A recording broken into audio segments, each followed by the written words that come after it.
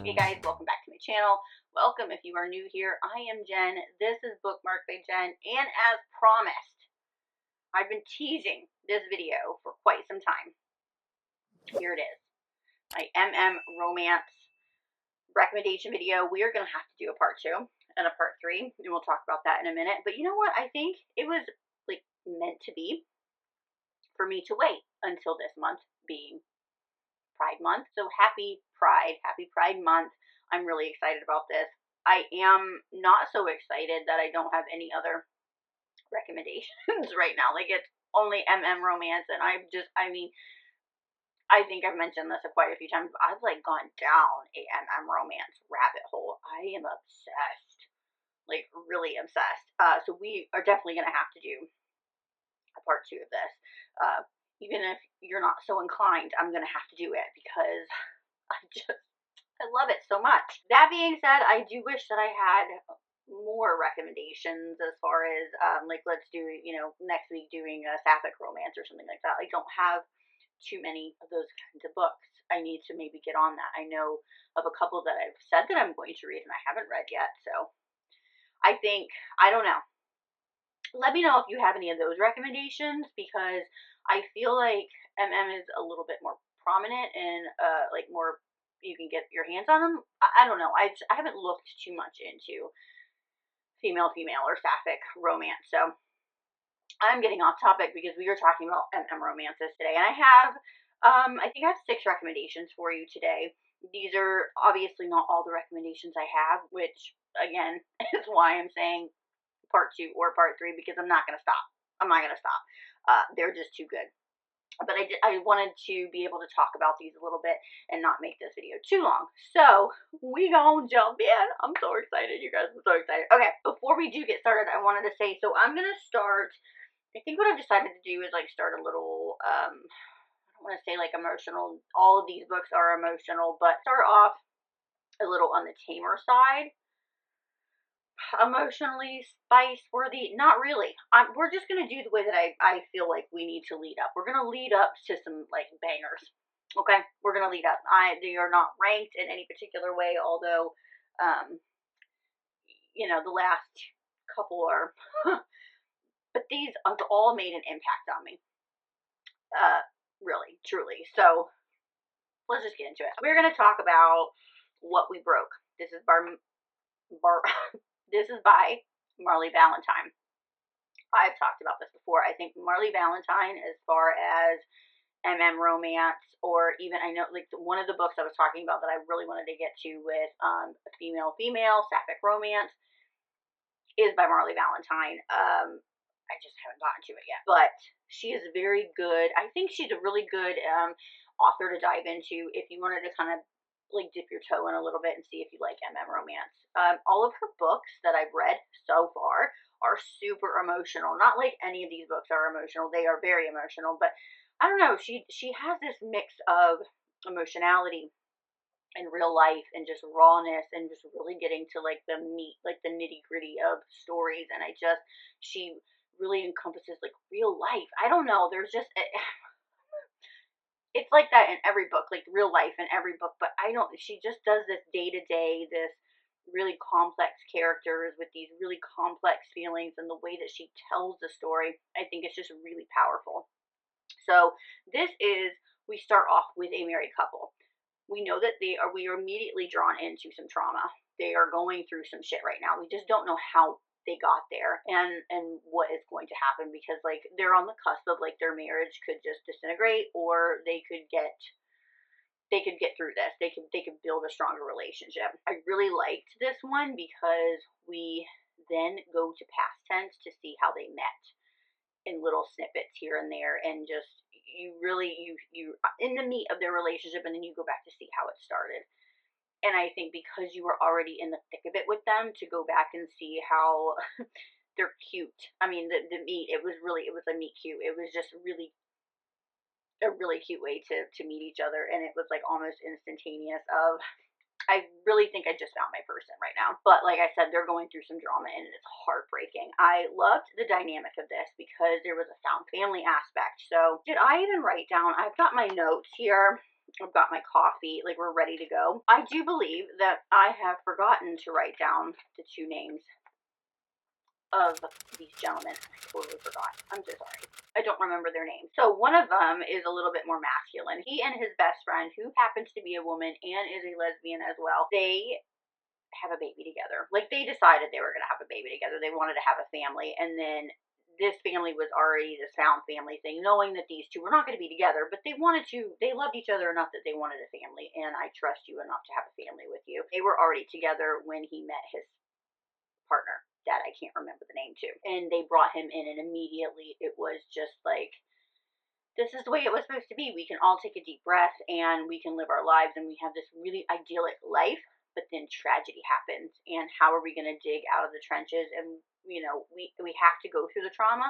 And I think the story of how they're going through the trauma is just really special. And then how they come back to each other, they find each other again, it was just a really, I'm just so glad that I read it. Like it was just a really special book, and I mean, it just had me choking up. It was extremely emotional. If you have kids, like some of the things can be a little bit triggering because you think of yourself in those situations, and it can be it's a little bit of a tearjerker. I'm not gonna lie, but definitely worth it. So good, so good. Next up, I have Dear Mr. Brody.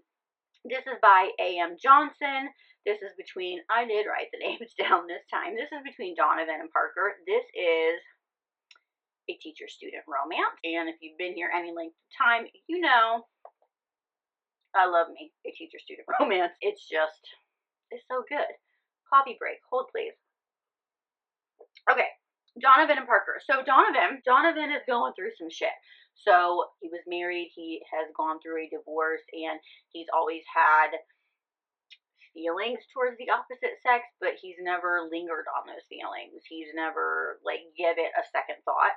But now that he's divorced, he is willing to explore those feelings and see like what that is. Is it just a fleeting attraction, or is there something there? And he has one of those attraction sparks with his students. Now they are older. It's not as taboo as like some of the other books that we've read. It was taboo, but it wasn't as taboo. They are older. They are established. Parker is gay. He has been gay. He is he gets around.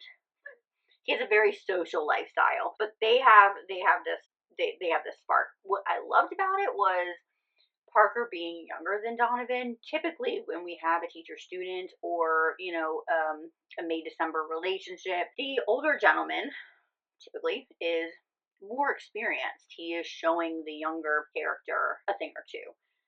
It was opposite here. So Parker is the more experienced one. He is showing Donovan a thing or two, but Donovan still has that masculinity. He still has that like dominant aspect about him, which I really enjoyed because it was like, even though Parker was more established in that area and he was, very direct with Donovan, I think both of them came together like masculine. Both of them came together with a little bit of dominance in certain aspects, and I liked that give and take, which was really, really exciting. So because of that, there was this really fun role reversal, but this was still like a really sweet love story. There was a forbidden aspect, even though they were a bit older.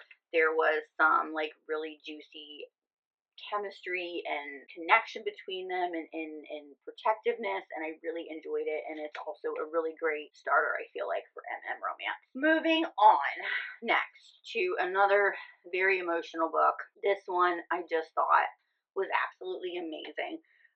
This is To Catch a Firefly by Emmy Sanders. I apologize, there is going to be a glare. I'm going to try to hold it like that so you guys can, okay. To Catch a Firefly by Emmy Sanders. I didn't know what to expect when I went into this book. Wasn't expecting this. But man, I'm going to put it down so there's no glare for a second. But so this is between Ellis and Lucky. This is one of my top books of 2025.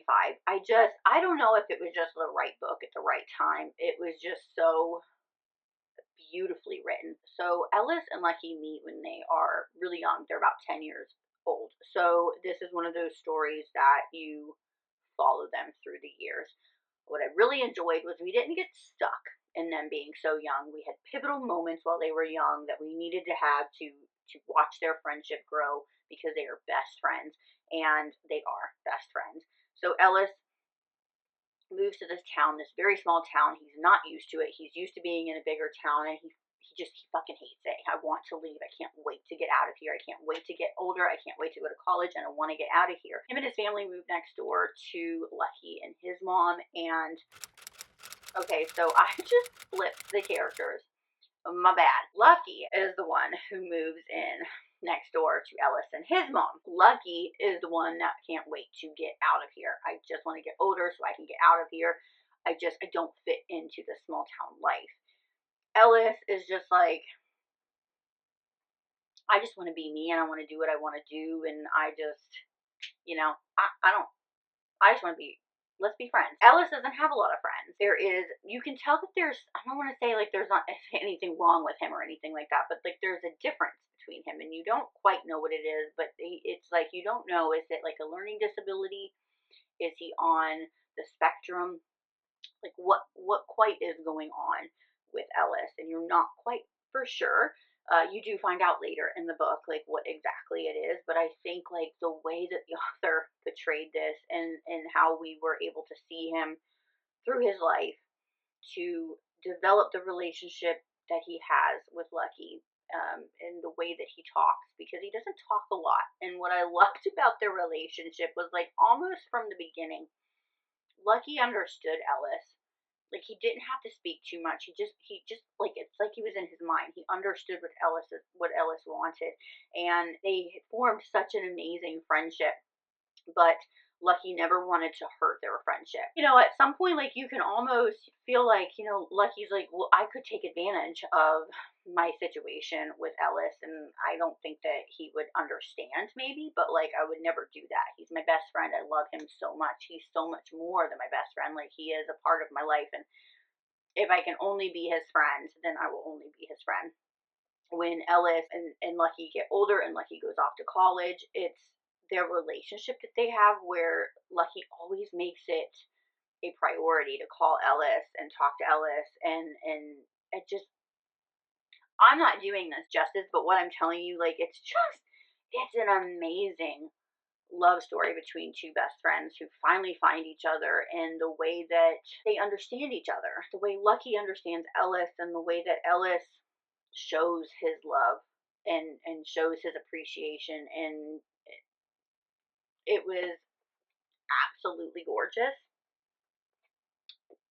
so emotional, and I think it is a phenomenal read. I think that you should read this. It's great. It is great. Moving on to, okay, we'll have another coffee break really quick because, oh man.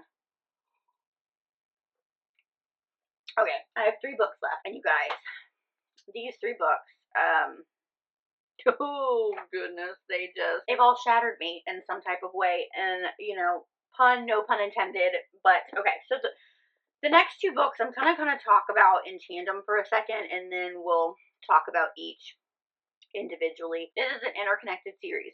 We have 2 of the books so far. The 3rd one will be coming out later this year. It is by a newer author that I found.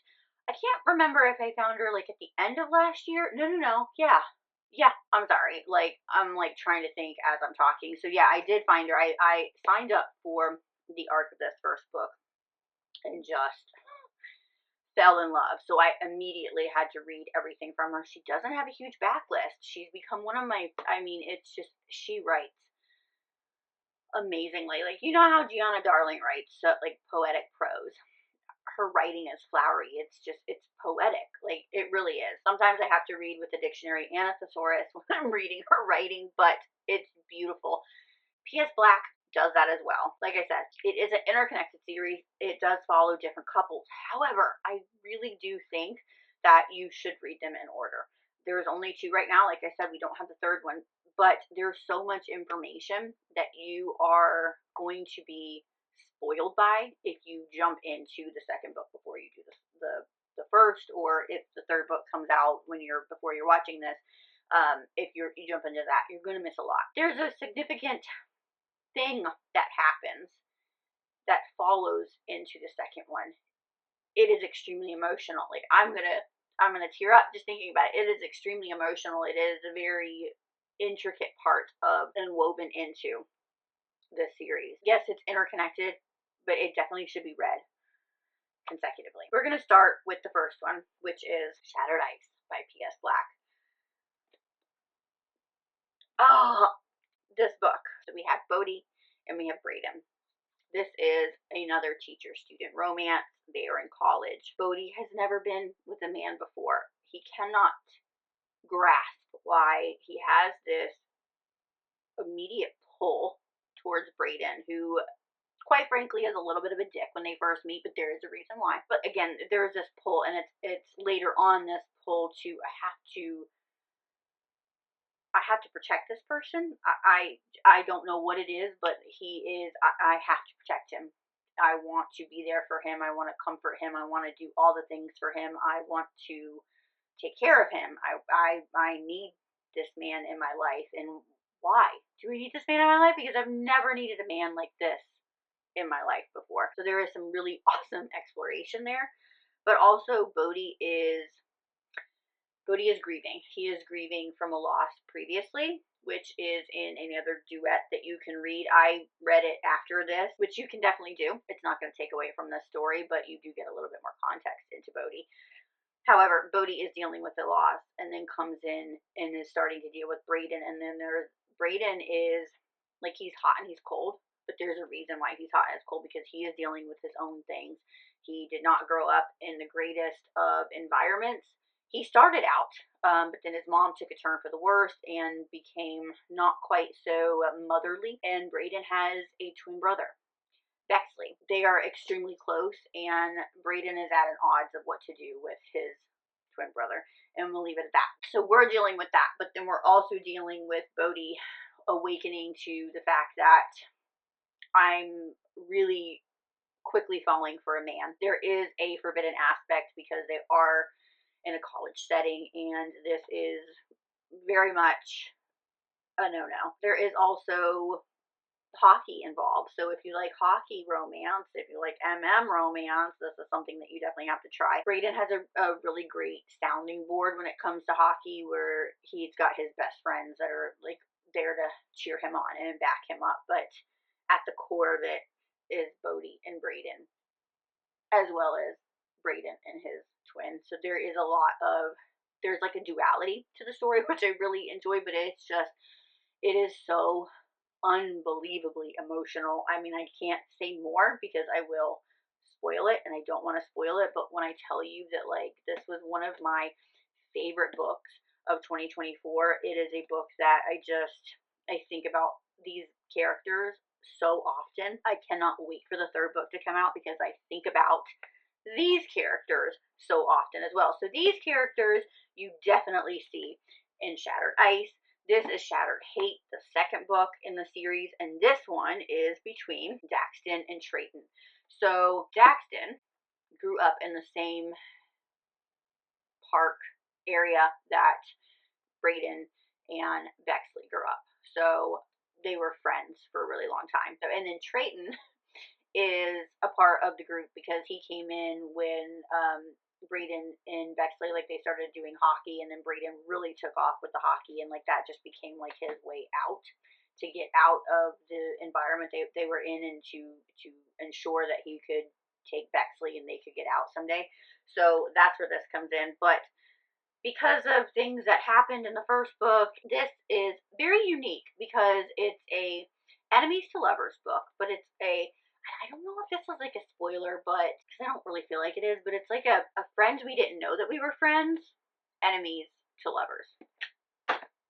I know, it's like a little cryptic, but the emotion is there. So not only do we have everything that we're dealing with from the first book, but then we're dealing with, we're learning what really happened, and we're learning a backstory for another character that we didn't get, but your heart kind of goes out to him in the first book. There's a bullying aspect to it. Trayton hates Daxton, but Trayton's not remembering certain things, but Trayton hates Daxton, and Daxton really, God, my heart broke for him. He wants, just like Brayden, he wants to get out of the environment that he's in, because unlike Brayden, he doesn't have a brother. He didn't have Bexley to help him through some hard times. He's all alone, and his family is not good, and they weren't like previously good. It just his family is not good, and they are into some really shady things. There is a little bit of abuse, and there's substance abuse in these two books, and there is like mental and physical abuse as well. And Daxton, like the hell that he puts himself through,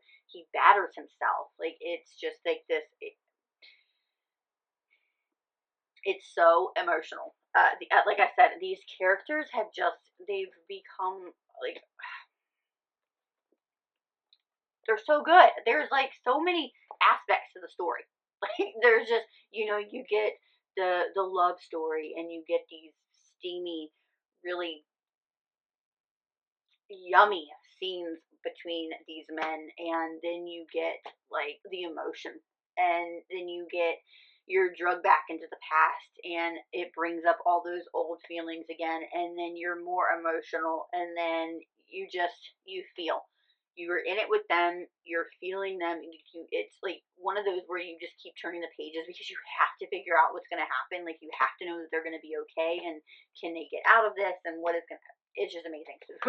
You gotta read these, because I want to say it's coming in October. I may be wrong. I'm just making that up at this point, but I think the third book is coming in October. That one is going to be a male-female romance, but it's still going to be real good. Okay? Because we're still in this world, so how could it not? We are to my last one, and I'm so excited. I'm so excited about this one. Not that it is the best of all of them, but this one, it had me in a chokehold, just like those, but for different reasons. I couldn't get enough. I understand the hype. It is absolutely real for this book. It is tension ridden. It is angsty. It is forbidden. It is bully. It is so fucking good. Do you know what it is yet? Because here we go. For the Fans by Nyla K. I mean, we had to, but guys, this book, I mean, we have two stepbrothers. They were not previous stepbrothers. They did not grow up together. Their parents met. They decided to get married, as people who fall in love do, and they became stepbrothers. They don't like each other. They are complete opposites of one another. They end up going to the same college, and they are about to lose their meal ticket. Some things happen, and they're about to lose some money. So they decide, because they hate each other, that we should start at OnlyFans and make some money, just so that we can stay in college and keep what we have going on. But remember, we hate each other. So, okay, let me back up a little bit. We're going to do the OnlyFans, but there is to be no faces. There is to be no names. So we need to come up with, screen names, if we will. The tension, like you could feel it, because, so we have Kyron and we have Avi. Avi is who Avi is. Kyron, another bi awakening, which I think, like, I don't know. Like, I don't go into it looking for those types of books, but I feel like that happens sometimes. I don't know. So Kyron he's dealing with, everybody deals with shit, but Kyron's dealing with some shit. He definitely is like, I'm not gay. I am only doing this because I need to stay in school, because I have dreams of doing da da da da da. I don't want you touching me, but I want you touching me. And it's this back and forth between them, and this push and pull. And Avi's like, he's just, I don't know, he made me laugh, because he's like, I know you don't want to do this because you keep fucking telling me that you don't want to do this, so I'm just going to keep pushing your buttons. So they start this OnlyFans, and it starts to take off when they start to progress, where they start to do a little bit more, because it's only like sitting on a couch and like lightly touching each other, and like, don't fucking touch me. And then you hear like the heavy breathing, and like you see this, I really don't, I'm telling you that I don't want this, but I really want this. Like, you're seeing this, and I mean, it's just, it starts progressing, and they start doing more, and Kyron is really conflicted about how he's feeling. What I loved are the like messages for there's like messages intertwined from like their fans. The little quips, the just because you're like think about it. Like you think about you watching these videos. Like you're not seeing their faces, but you're hearing them. You're feeling the tension, like you can hear the tension between them, like the banter between them because uh, uh, so good. Then we get to like, the middle of the story, and then we get to like the ending of the story, which just it's like it broke me. I think I read this. Did I read this like right around the time that I read Say You Swear? And so it kind of has that same vibe of like you're just in it with these people, like it had that vibe. I don't know what else to say about this, but it is just like it's fucking hot.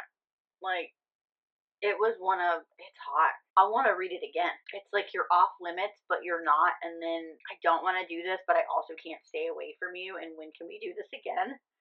And like everybody's like begging for it because yes, please do it again. So emotional though. I mean, like it had me tearing up at the end. It was and is an amazing book. Okay, so I have all these recommendations for you, the 6 that I gave you today. We're gonna definitely have to do more because I have more, but we had to start it off with a little bit of a bang. So definitely let me know down in the comments like what your favorite MM romance is. If there's a couple MM romance that you're looking to get into but you haven't yet. Maybe I've already read it. Maybe I need to put because there's like I have quite a list that I want to get to. I have a few. I wouldn't say a few. I think I have like 1 or 2 on my Kindle that I've purchased that are Rockstar MM romance. I just haven't been reading a lot. I've been very selective with what I've been reading. It's taken me a few extra days to get through a book, whereas I could get through it in a day or maybe 2. But I'm taking my time with books now. That doesn't mean that I'm not reading. I just am not reading as much because like I said, like one of my goals for this year was quality over quantity, and I really just want to immerse myself in the book and not just. I have a really hard time with. I will finish a book. It can be a 5-star read. It could be a 2-star read. It could be a whatever star read. I will almost immediately forget everything about the book.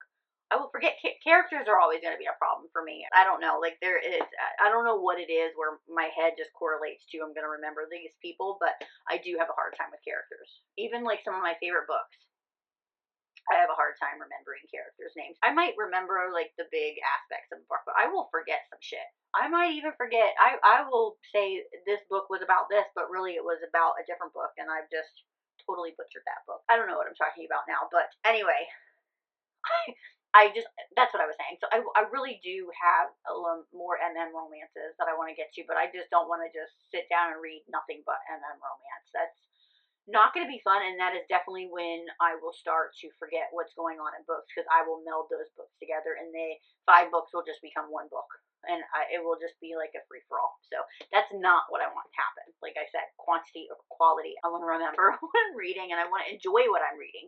And I absolutely enjoyed every single one of these books, and we are definitely going to have to do an MM romance part 2. Let me know about your sapphic romances down below as well. If there's anything else that you want to see, let me down in the comments below. This was fun, you guys. This was fun. I know that it took me a while to get to this. I kept saying that it was coming, but I'm glad things worked out the way that they did because I think that it was kismet. It needed to be in June.